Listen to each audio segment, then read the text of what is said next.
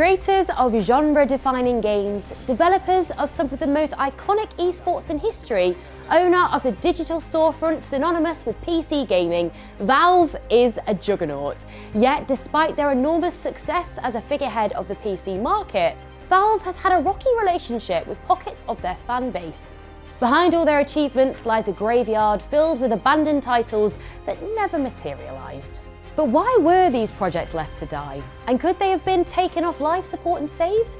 And what does this tell us about Valve, the company that's the first port of call for millions of gamers? I'm going to start digging through the skeletons in Valve's closet by bringing up the one that hits home the most. Half-Life 2, Episode 3. The basic timeline is this. Half-Life 2 was released in 2004. The following year, Valve expressed their desire to continue where they left off, and in 2006, they announced Half-Life 2 Episode 1.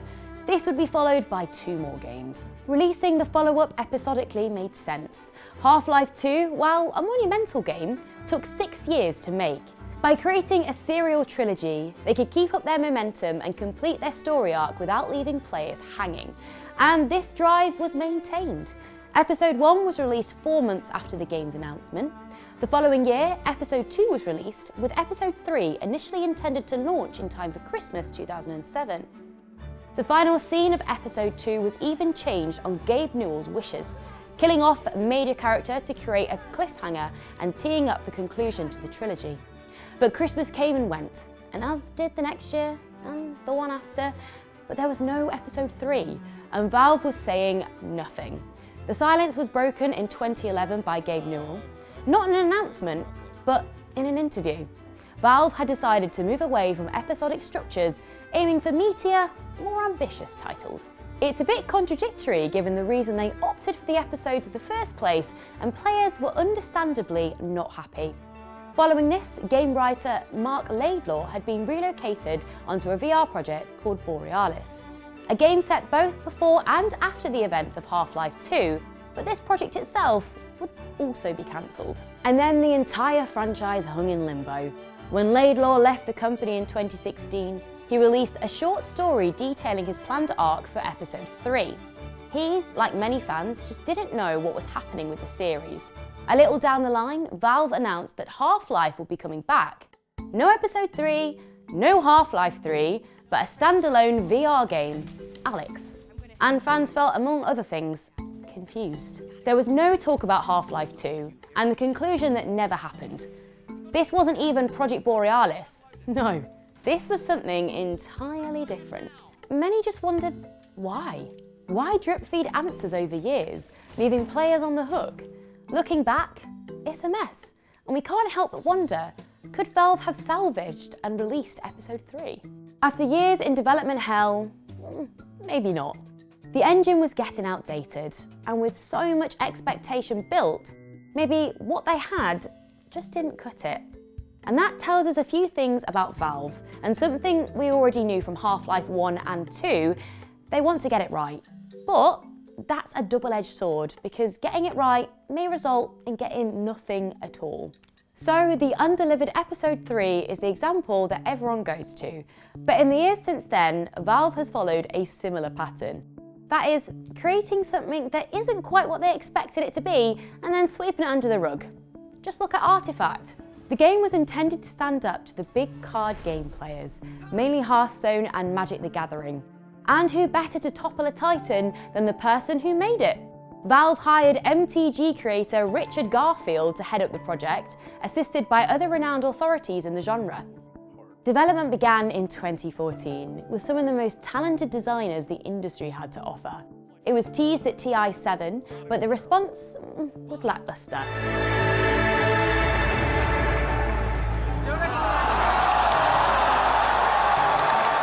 So Valve upped the ante. They inflated the competitive potential of the game. In-game purchases would go into competitive prize pools, spawning a lucrative avenue for the best players to pursue. The scene would kick off with a $1 million tournament in 2018.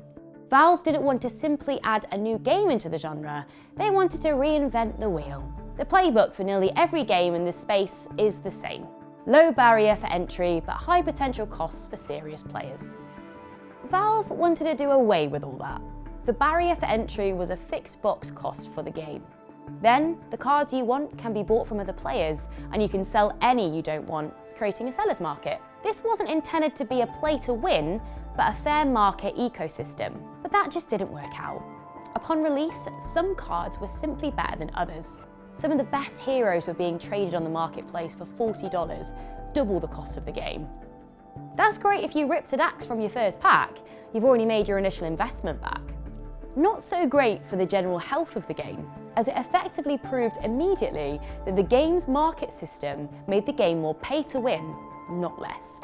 This was a kicker on release, but overall, the game was receiving a healthy amount of praise. It was a unique take on the genre, and the gameplay was more complex and rewarding than Hearthstone, and not as headache-inducing as Magic the Gathering. It was a sweet spot. But the cracks in the game and its ecosystem were obvious, and player numbers started to drop. Some were simply dissatisfied, but many were just waiting for Valve to get to work and iron out the creases. Sure enough, an update came a month after release, and it addressed a lot of concerns. Fans speculated on a bright future for the game. Potential heroes, settings for expansions, the promised $1 million tournament, and esports scene. But none of that came. That initial update was the first and only one the game ever received. So the player numbers dropped to double digits. Valve, in a last-ditch of effort to revive the game, announced a mass overhaul in 2020. Updates for the revitalized Artifacts 2.0 were coming fast and frequent, but huge chunks of the original player base had the same response. It's too late. Those hopeful few left holding on would soon be dropped, and Valve then abandoned the rework. Artifact was dead to them, and they'd seize all support. But could it have been saved? Well, they were playing catch-up to a new genre. They wanted to revitalise the market, and they took some risks. Some paid off, some didn't, but the main fact remains. There were other, more polished products out there receiving regular content and updates. Valve released one update and wondered where all the players went. They didn't need to try and rebuild the game 2 years later if they had fixed the one they'd made the first time around. Live service games require constant attention, and the same thing happened with Valve's foray into the auto-battler craze, Dota Underlords.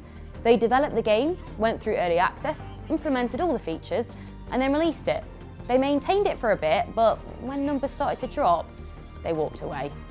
It wasn't down to audience interests. Other games in the genre were performing well, but they draw players in for a simple fact: they're constantly evolving. Valve are great at creating a polished product and putting it out there, but not so much fine-tuning and balancing to keep the game feeling fresh and exciting month on month. So those two games ended up in Valve's graveyard, and in both instances there was a key issue from Valve. Their communication was abysmal. They didn't listen to what the players wanted, or looked at what features they wanted implemented, or get a gauge of what they expected the game to be in the future. Much like with Half-Life Episode 3. They worked in secret. Most information was provided obscurely, or just not at all. And no one knows the lack of communication like Team Fortress 2 players. The game has had a rocky road since its inception, and it changed concepts several times during production. Initially intended to be a gritty, realistic team-based FPS game when it was first shown in 1999. Yet the game changed course and fell into its own period of development hell. And Valve said absolutely nothing, unsurprisingly. 6 years passed without a word, until Valve broke their Valve silence and revealed they'd actually been working on it all along. Why they'd say nothing is confusing, as upon release, it was clear they had made something truly special. It was one of the best multiplayer-only games ever made, and featured a built-in competitive scene, with Valve endorsing unofficial leagues. It felt grassroots, but legitimate. When things started to slow down, Valve rethought their strategy and made the game free to play in 2011. This gave the game a second wind and increased its revenue 12-fold. It made history again in 2013, becoming the first game to officially support the Oculus Rift. And of June that year, it paid back over $10 million to players for community-created items. It was their golden child, until it wasn't. As Valve turned their attention elsewhere, Team Fortress got plagued by an influx of bots.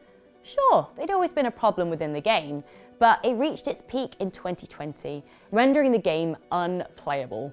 Servers were crashing, hate speech was getting flung around, usernames were being stolen, and humans were getting ganged up on by bots and jettisoned out of matches. The players, oh, well, the human ones anyway, weren't happy with this, so they appealed to Valve. Gabe Newell & Co was slow to the mark, and when they got there, well, they didn't really manage to fix it much at all. And so the crisis continued. Players struggled, pleaded, and watched the game they loved become unplayable. A year later, Valve stepped in again. It didn't work.